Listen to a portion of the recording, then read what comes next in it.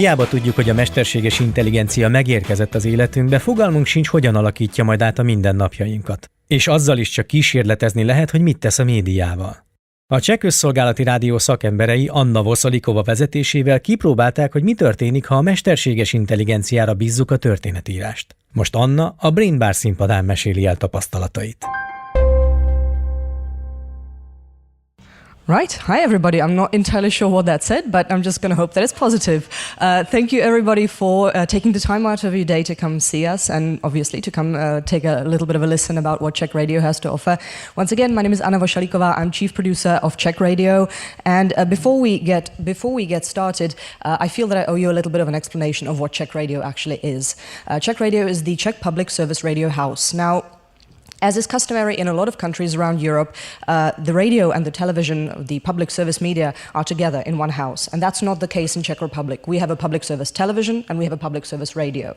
Now that alone comes with its own sort of trials and tribulations, but it gives us a very unique opportunity to really delve into innovations that are centered around audio. So in 2019, we decided to come together with an audio platform, basically our version of Spotify. That's what we like to think, but it was basically an area, a place where people could consume all the content by Czech Radio. Now, as I'm sure you can imagine, there's a vast amount of live broadcasts, podcasts. We have 9 nationwide stations, 13 regional stations, digital stations, FM stations. There's just a lot going on. So we needed one place in particular where people could come and they could consume all of this content in one place.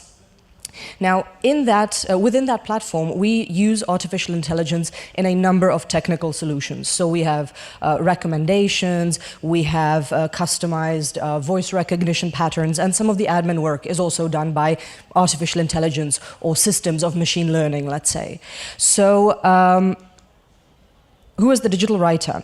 We were very curious to see what would happen if artificial intelligence got basically completely unchecked creative control. By the way, before we actually get into it, I do want to mention this is a sort of use case based presentation, but if you'd like to speak about artificial intelligence in broader strokes, definitely prepare some questions, because if you're not going to have questions, I'm going to have questions, and no one wants that. So just keep that in mind. So we wanted to see what would happen if artificial intelligence had complete creative freedom, and that's why we started the Digital Writer Project. We started it in late 2019, early 2020, so quite some time ago. And it's basically a series of short stories that, to some extent, are generated by artificial intelligence, some entirely and some in cooperation with human authors. Now, on this slide, you can see an insultingly brief overview of the 3 seasons that we're going to get into. But before we do, I do want to make a quick question for the crowd. How many of you have worked with ChatGPT? Perfect. For those of you, someone who hasn't? Brave couple, that's magic. It's always good to say that. So I just do want to delve very quickly into autoregressive language models, large language models, and just quickly go over what they actually do to make sure that we're all on the same page. So very, very basically, these large language models work with probability and a general understanding of how languages work. So basically, they generate text based on the most probable next word in line in a given sentence. This sort of abstractness, the measure to which this is concise, can be moderated with a metric called heat. The higher the heat, the less probable the next word is going to be. So we found the sweet spot to be at around 8 because we wanted some very unhinged things, but we'll get into that in a second. So the first season of the Digital Writer, we used GPT-2 and GPT-3. At that time, it was a very sort of rudimentary API insert. It wasn't the chat or the user interface that you might be accustomed to today. And we found that ChatGPT had a vastly more moderable and modular data set that we much preferred working with. GPT-3, in turn, was a much larger language model, but it was very difficult to manage in terms of what we wanted it to produce. The stories, there's 5 of them, they're genre-based stories, and they're basically created based on prompts surrounding tropes of the genres that we have. So we have a sci-fi, we have a romance, we have a true crime, we have a horror, we have a period piece. Additionally to these short stories themselves, we had interviews with experts because at that time we needed someone to give us a little bit of an insight into what we were actually doing, both in terms of the technology that was rather new at the time, but also in terms of the sort of ethical questions surrounding the use of AI, which for the most part remain very similar up until today. So we did want to address them right from the get-go because we are a public service media and we felt that that was a huge part of the project. Not just to come up with some funny fiction, but to actually give the listeners information about what they're consuming, how they're consuming it, and how we're actually dealing with the topic at hand. So the process, the way I'm speaking about it makes it sound a lot more dramatic than it actually was. We just generated a whole bunch of stories. We picked 5. We translated them because Czech was not available at that time in language models at all. And to this day, it's not great, the results. We recorded it and we just added some sound design. Some of the stories that we had excuse me, some of the stories that we had were absolutely horrendous. We couldn't publish them because they were not public service at all. They had some vulgarisms in them, some very sort of crude themes and topics that we weren't really ready to delve in at that time. But nonetheless, they're there. You will be able to hear one of the short stories in its entirety in just a few moments, and what you will notice is that the text is very, very simple. This is from from GPT-2 at the time, and we were very aware that if we wanted to make this listenable, if we wanted to make this listenable to our audience, because at the end of the day we are a radio, we had to pick stories that had at least some merit to them. So the story you're about to hear is a short story spoken by the second person that you see, the gentleman in the very middle. It's a horror story called The Boy and His Dog. And we inquired with some of the most prominent voice actors that work with Czech Radio if they were willing to take part in the project because we needed some humanity somewhere and it wasn't going to be in the text. So on this slide, you will be able to see or hear the entirety of the short story called A Boy and His Dog. You're welcome to follow along with the words. Those are the original words, the draft that was taken out of GPT-2, and after that you can tell me what you think. Jednoho zimního večera jsem si vyslechl nejstrašidelnější příběh, jaký jsem kdy slyšel. Byl to příběh o chlapci, který měl psa. A ten pes byl jeho nejlepší přítel. A pak jednoho dne tatínek s maminkou oznámili, že se budou stěhovat. On ale nikam odjet nechtěl a tak se rozplakal. Řekli mu, že se pro něj vrátí, ale že nevědí, jak dlouho bude trvat, než se budou moct vrátit. Odjeli. A chlapci se po nich moc stýskali. Pes mu zatím umřel a hochovi bylo velice smutno. Když si pro něj konečně rodiče přijeli, nechtěl s nimi odjet. Prohlásil, že zůstane navždycky se svým psem. Rodiče zase odjeli a tentokrát už se pro něj nevrátili. Chlapec žil se svým mrtvým psem v pokojíku jednoho domu. Občas ho někdo navštívil a slyšel, jak ve vedlejší místnosti mluví se psem. Lidé se ho ptali, jestli mu něco není, ale chlapec odpověděl, že je v pořádku, protože ví, že si pro něj rodiče přijedou. Jednoho dne už lidem, kteří v onom domě bydleli, došla trpělivost. Nechtěli už neustále poslouchat, jak hoch mluví se svým psem, a tak vyšli do jeho pokoje a zjistili, že je tam jen stařík s dlouhými rozcuchanými vlasy, který si sám pro sebe povídá o tom, že si pro něj jednou přijedou rodiče. Digitální spisovatel. So, is there anyone here that found that to be a little bit strange? No one. Thank you. That was my segue to the next part of the presentation, so I'm glad someone put their hand up. But nonetheless, it was very interesting to see that when we ask for genre stories, very often the system itself struggled with conveying the emotion. So at the very beginning of the text, it told us what emotion we were going to feel. If we wanted a scary story, it would start off by saying, I'm going to tell you the scariest story you've ever seen. If we wanted a love story, then it told us, oh, there's so much love in the story, it's incredible. So this one actually had the very clearest and most concise sort of arch of events. There was some closure to the story itself, and that was definitely not the case for the vast majority of the stories. Now, we thought it was very strange, and our listeners thought it was very strange, and they were very unhappy with the results of what they had gotten. So we were very much aware that if we wanted to bring the second season of The Digital Writer, we needed to step our game up quite profusely. And so we addressed actual human writers, and we asked them whether they would be willing to cooperate with artificial intelligence and have the artificial intelligence mimic their creative processes. And in this second season, this is where I feel the sort of largest merit lies in the entire project in terms of what we learned and what we kind of found to be fairly interesting. The writers themselves, we went for a very wide variety of writers. We had a children's writer, we had a absolutely unhinged individual that writes cyberpunk weird things, and his story was incredible. And we had a very sort of traditional writer, we had a sci-fi writer, all that jazz. So what I'd like to do now is I'd like to go through the different use cases and the models of collaboration, which we found to be incredibly interesting because they did manage to mimic, to some extent, the creative process of the writer, but also, and again, a large part of the project were interviews with the writers because we wanted them to tell us how they felt about using AI. And I think it's fair to say that not everybody enjoyed it. One of the writers, she absolutely hated it, and when we get to her use case, you might be able to understand why that's the case. So we have Petr Stančík. He opted for a collaborative model where he started writing the story, then we sent the story over to the AI, then we got some versions back for him, and then he kind of switched this up a couple of times. The result is a sort of Greek myth called the Song of Nightmares, and we had custom music recorded with it with the symphonic orchestra of the Czech Radio, which is our largest symphonic body. It was quite a chore, but the result is a very sort of complex Greek myth.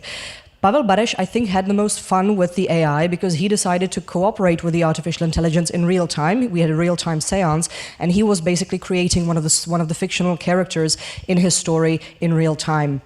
The title of the story is also AI generated, which I'm sure comes as no surprise because it is The Last Revolver, the story of The Last Revolver. And The Last Revolver is a detective, a fictional detective that is the result of the author's binge drinking, and that character is entirely AI generated, and he kind of interacts with the writer as the writer would with one of his characters. Hanna Lehečková, she's a children's book writer, a fairy tale writer. She wrote the almost true story From the Sewers, and she basically had the entire story generated for her, and then she rewrote it as if it were her story, as if it were her author's words. So she decided to change up some of the characters a little bit, but the storyline remained very much the same. She gave us some very sort of rudimentary, elementary prompts of what the story should entail, if there should be magic, if there should be mystery, and then she decided to kind of completely flip it and decided to write her own thing based on the story that we generated for her. František Kotleta, that's the insane cyberpunk individual. He wrote a cyberpunk future dystopic called A Sufficient Amount of Porn, which dealt with mummified remains of one of our former presidents. So, I mean, you do what that, I don't, yeah, just that. And it was obviously, that caused a little bit of an uproar because public service media is not necessarily known for their cyberpunk necrophiliac fan fiction, so that was exciting times. Nonetheless, we decided to go for absolutely minimal sound design, and we opted for a fairly older actress. The story is told from the point of view of a brothel owner who engages in the things that are happening there. And I opted for her because she has a very sort of dramatic, very old, very beautiful voice, and it added a very sort of disconcerting air of uncanny valley syndrome to the whole event because we're talking about robots and mummified remains, and she's telling it with this incredible deepness and sadness in her voice. It's incredible. It was so much fun. And then we have Bianca Belová, and she's the one that I mentioned didn't really enjoy her cooperation with artificial intelligence, and that, I have to say, is partially on us. She decided to write a story called Trouble in Catania, and she wanted to write the first half and then have artificial intelligence finish it off.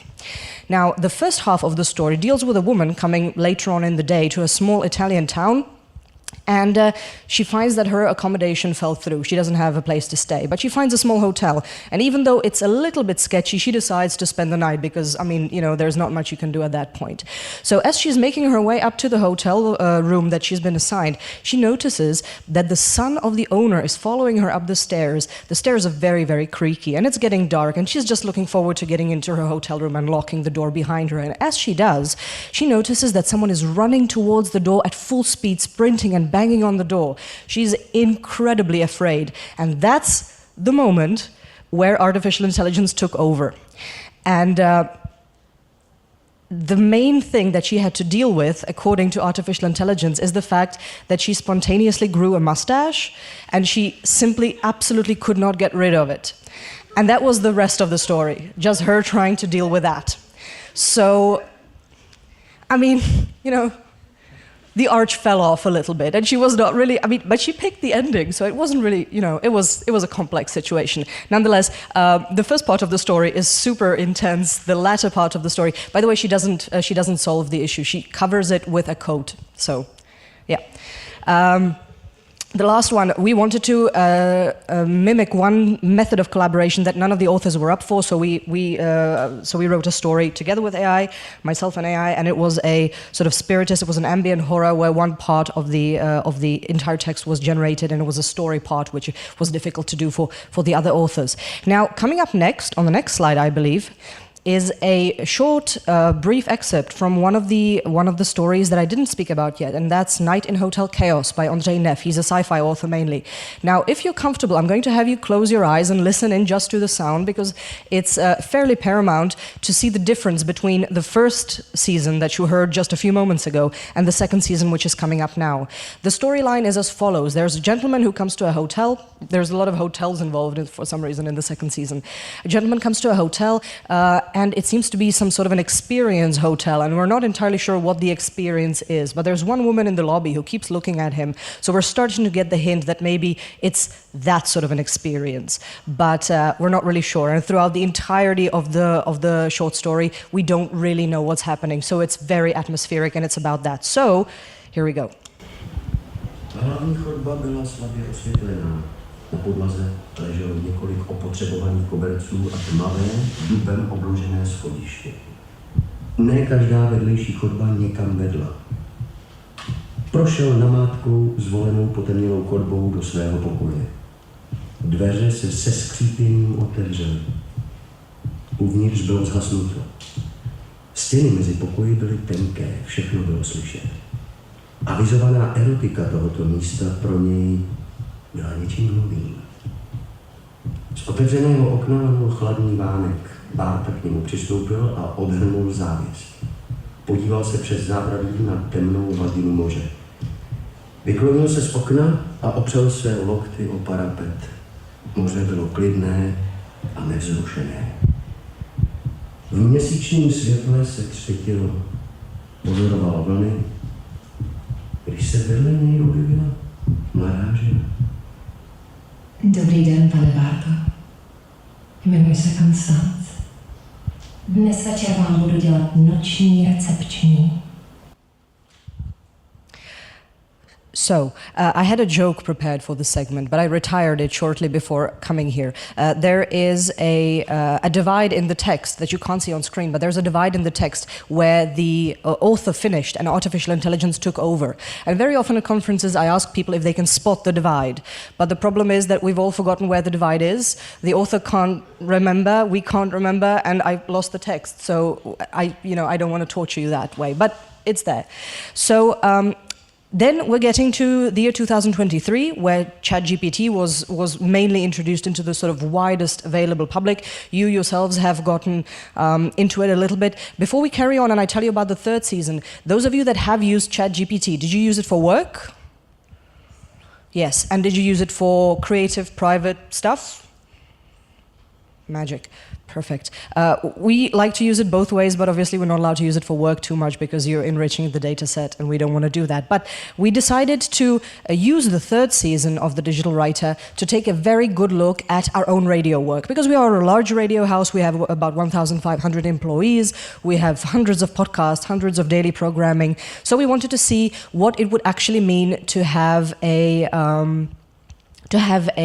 artificial intelligence look at our work, basically, to give us some sort of third perspective. So a portion of this is, of course, the traditional short stories that we have. The first two images, obviously generated by Midjourney, are from the short stories. The first one, you're going to hear an excerpt from it in a few moments.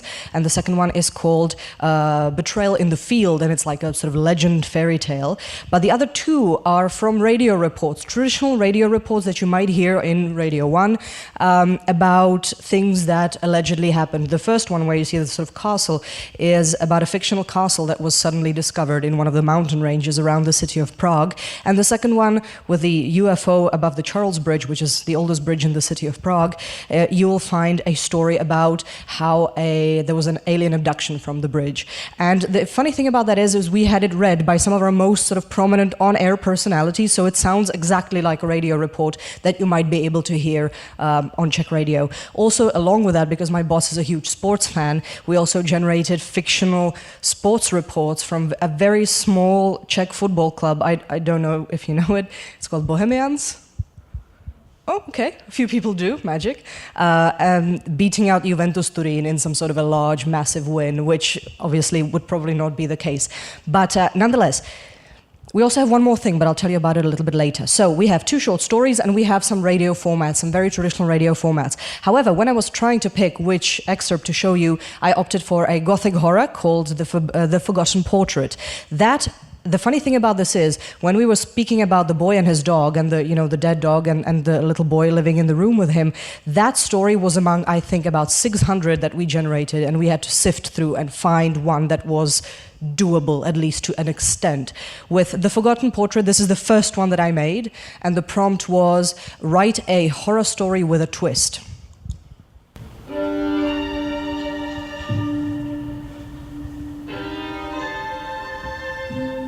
Ke své hrůze ale zjistil, že paní Eleonora nebyla obětí prokletí, ale stůjkyní svého vlastního zvráceného plánu. Namalovala svůj portrét, aby mohla z panství uniknout a najít jinou oběť, která by zaujala její místo. Vincentův soucit a touha jí pomoci byly klíčem ke svobodě. Uvězněn v obraze, Vincent mohl jen s hrůzou sledovat, jak duše paní Eleanor posedla jeho tělo a její zlovolný smích zněl chodbami panství. Nakonec to byla jeho fascinace portrétem a záhadnou ženou na něm vyobrazenou, která zpečetila jeho osud. Občané Černolesa si často šeptali o podivném umělci, který zmizel v prokletém zámku. Portrét paní Eleanor zůstal skrytý a čekal, až někdo další padne za oběť jeho hrozivému kouzlu. Ale nebylo to tak vždy. As you can probably tell, I have a favorite actress. She always plays the love interests in my stories. She's fantastic. Her name is Petra Bučková. So, so with this last iteration, we also decided to look at one more format that we found to be extremely interesting. Among the most consumed content from Czech Radio are obviously podcasts. Is there anyone here that does not listen to podcasts at all? Yeah, there you go. So we wanted to have a very good look at what AI could offer in terms of podcasting. And one of the most sort of prominent podcast genres in the Czech Republic, and I'm fairly certain it's very similar here, is true crime. Is there anyone here that does not listen to true crime at all? Okay. And someone who listens to only true crime? Magic. So it's very popular in the Czech Republic. And we did also, and we are very aware of the ethical questions surrounding true crime. Is it exploitative? Is it, bad for mental health? And we wanted to address all these concerns. And so we decided to generate the first 100% ethical true crime podcast, because the crimes aren't true. We decided to come up with Solved Mysteries, which is an AI-generated title. We decided to go with a claim, Crimes Committed by AI, which is not an AI-generated title, because I'm pretty sure AI wouldn't say that, but we thought it was quite fun. And we decided to go for a 20-episode first season, which will be premiering early next year. And we have a short trailer for you. All the crimes that we're going to be discussing are obviously entirely fictional. The host for the podcast is human but fictional. We decided to, generate her characteristics and all that jazz. But she is human because we needed a voice that would again humanize the text to at least some extent and make it listenable.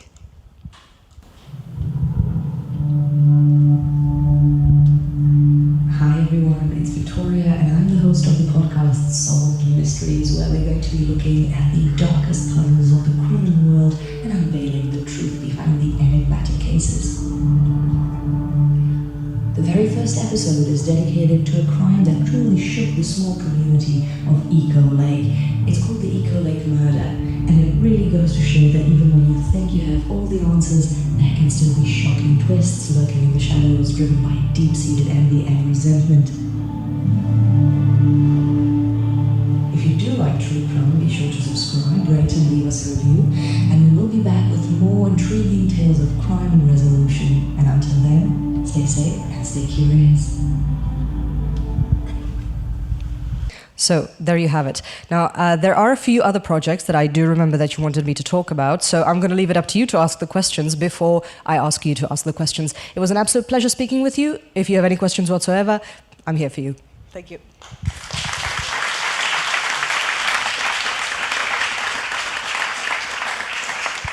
Thank you so much. It was an amazing presentation for us.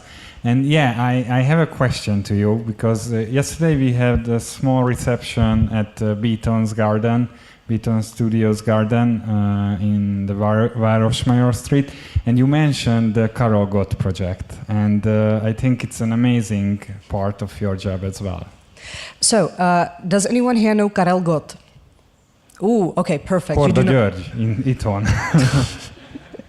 So Karol Gott is obviously an absolute staple in Czech history. You all know him. You might know the Bíne Mája song. You might know, all that. His collaboration with Bushido on Für immer jung is my personal favorite. But yeah, he died in 2019, and we decided to synthesize his voice so that he could read his own autobiography. Now, just saying that, some of you have stirred in your seats and you think it's highly unethical, and to some extent I agree, but we did get his wife's permission, and we decided to use the audio that was from his radio show at Czech Radio. And the book itself, it's a huge book, it's giant. We had the entire book read by an actor, a voice actor who is very good at doing, your standard classical readings, but about 5 minutes of each of the episodes has an excerpt with him addressing the public, him addressing the listeners as himself, as Karol Gott, and he recites the parts of the book that are written in first person. Now, the synthesizing of the voice was a immense undertaking, because as you can probably imagine, we first had to create a solid data set, which were the voice recordings from his work at Czech Radio. But we also had to pick what age we wanted him to be, because he has a very long-standing career. So we had to go for either younger Karol Gott or an older version, but then we had to take into account his dentures and how those affect the sounds and the words that he says. And all the way towards the end, we had huge bits of generated text in his voice, but we still had to take them and splice them word by word to make sure that the intonation is correct, that it doesn't sound uncanny, that it doesn't sound strange or upsetting or unsettling, which was quite a chore because it did sound like that for quite some time of the process. His wife was on board the entire time. She was there not only to obviously be present in terms of the personality rights, but also to tell us if we're actually getting his voice right, if we're getting the tonality, if we're getting it, if we're making it, if we're doing him a good service, and I think we actually did. The book itself is currently at about 1 million plays. It's the most listened to literary drama work by Czech Radio, and also a very important point of note. Now that the project is over and we're finished, we first of all had to create an analog copy, and that's the only copy of his voice that we're allowed to store, and all online copies had to be deleted from servers, so they're not accessible and they cannot be misused in any way, shape or form. So that's the voice synthesis of our Karol Got project. If you're interested, the voice is still online on our website in a small excerpt, so I can direct you if you want to listen to a dead singer from 2019. I'd be more than happy to show you where to find that. Do you have any question? Yeah. Hi, thank you so much. My name's Wael Taji Miller. I'm a visiting fellow at the Danube Institute and a neuroscientist at Semmelweis University here. You talked about ethics quite a few times, and you mentioned that, in your opinion, the true crime show that you've created is completely ethical. And I apologize, but this is the only kind of comparison I can make here. It kind of reminded me of the excuses that you see people making in the context of, for example, anime, pornography and stuff like this, where, okay, well, it's children and whatever, but there was nobody really harmed, so to speak. And the reason that we object to this is not just because of intuitions, it's because we know that it can have consequences, right? It can condition people to, think in certain ways. It can still have the same ramifications, whether it's real, so to speak, or not. So I wanted to ask, how do you justify this being a fully ethical program? Thank you. That's a fantastic point to bring up. And we've addressed this actually in the company itself as well. And I think and this is going to sound absolutely abhorrent to you, I'm sure that's the case, but this is mainly a marketing term. We're branding it as ethical because we know that nothing quite like this exists in the Czech space. And everyone else that does true crime podcasts does a very sort of Baylessarian type of approach where you sit and you're kind of being very jovial about this and you're talking about the lives of real people. And then towards the end, you kind of hit us with that, but we're sorry that they died type of a thing, which is fine. I can understand the entertainment value in that. So from our perspective, and why we're branding it this way, is just that, it's branding. We're very much still going to be addressing it the very same way that we address our true crime podcasts, meaning that we do provide, links to places where one can reach out if they feel that some sort of a crime has occurred in their, immediate space. So it's a marketing term. The ethics of this are, and will always to some extent be questionable, quite the same way as I feel that ethics surrounding AI will always to some extent be questionable, and there's not really a conclusive point that we can reach where we're like, yeah, now we know, now we're understanding everything, and now we're perfectly safe. So yeah, to answer your question, it's a marketing term, and the only reason why we're comfortable using it is because of the comparison that we're making, not because it's objectively true. Any other questions? I have one. How did you involve your colleagues, the senior colleagues on the broadcasting business, to the totally new technology? It was a bit of a tough one, as I'm sure you can imagine, being a public service media and being quite a big one. It was very difficult to get them enthused about something quite so new and strange and not very good from their perspective, because if you can imagine, if we're making a short story and we're involving our directors, our script writers, our production people, it's a process of weeks of getting everybody, signed up and making sure it's super crisp and super clean and just making it absolutely, perfect. The third season took about 4 days to make, so, there's that. But with the first season, and I told you this, guys, yesterday, it was quite funny. We approached a large variety of the people that usually get involved in these types of processes at Czech Radio, and they didn't want to do it. We asked the directors if they would direct the stories for us. They said they didn't want to. We asked the script writers if they would like to look at the scripts before we made them. They did not want to. One director, though, I do want to give credit where credit is due, he decided to listen to the stories after we finished them, which was a little bit too late, but nonetheless, he did. And he got back to me with an email that said, it's okay. That's the best I can hope for, really, at this point. It was difficult to involve them. They're being a little bit more enthusiastic now that they understand that it's an actual topic and not something that we're coming up with and trying to be interesting, but it is a topic that is resonating. They decided, and Karel Gott is a good example of the project, of how the topic is actually permeating its way into other areas of the company where more people are taking it seriously, and so now they're more willing to get involved with the project. But with the first season, it was a project of 3 people, and we just kind of made it because we felt that it was something that we really had to do and wanted to do, and so we're getting there, but it's a long process. And my last question is that what do you think of the future of the radio or podcasting or actually the audio media content? We're looking into video podcasts ourselves as a company. We remain fairly steadfast in the fact that we are an audio company and should be producing audio first. Audio first is one of the large pillars of the company, so to say. But yeah, I mean, it's fairly clear that even when you do make audio products, the visual side of it is obviously extremely important, because that's what people are going to see on social media.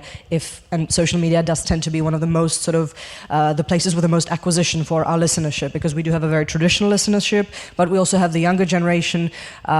I always feel so incredibly old when I say, oh, it's the younger generation.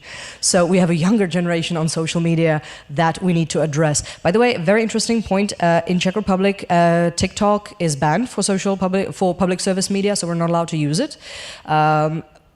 It is on the mend. We might be able to use it in the near future, but we're very much aware that that's something that we need to utilize if we want to get to the younger generation. So yeah, I'm not sure if that answers your question, but yeah, absolutely, visual content for our audio is becoming more and more sought after and predominant each day. So we'll see where that kind of stops. Thank you so much for this presentation and these thoughts. Thank you. Thanks.